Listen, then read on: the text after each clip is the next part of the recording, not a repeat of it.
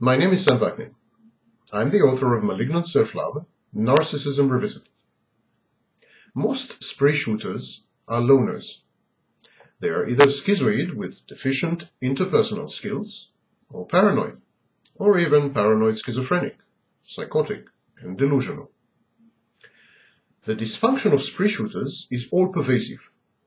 Family life, career, romantic relationships, professional and material accomplishments are all adversely affected by their mental mayhem.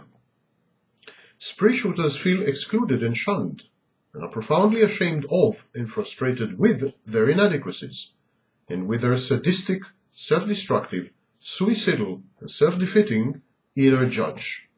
The inner introjected voices or narrative that are carried forward from early childhood abuse and trauma. This frustration builds up and results in pent-up aggression, which ultimately manifests as furious, uncontrollable rage. The typical spree shooter is in love with all things violent: guns, the military, police work, virulent racism, and crime. Since spree shooters have no one to share their emotions with, these tectonic and volcanic shifts get shunted, they get displaced. In other words, when the spree shooter seeks to explain to himself why he is so angry, and why he is so angry so constantly, he blames it upon his ultimate victims and their behavior or idiosyncrasies, not upon himself. Members of despised minorities, Roma, Jews, blacks, homosexuals, etc., are perfect scapegoats precisely because their persecution is socially sanctioned. The spree shooter, by attacking these minorities, catches two birds with one shotgun.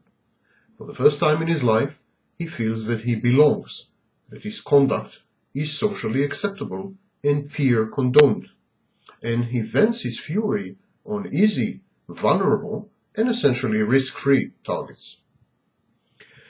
During the attack, during the spree shooting, the spree shooter feels elated, and his anxiety is relieved and abated. Contrary to persistent myth, the shooter is aware of his environment, but he suspends morality, judgment, and his sense of danger. The shooter usually takes his life as an act of defiance, not of desperation. By committing suicide, he renders himself out of the reach of the law. His suicide is a grandiose gesture, sort of twilight of the gods. At the same time, self-annihilation tends to uphold the shooter's view of himself as worthless, a sempiternal loser, and incorrigible failure.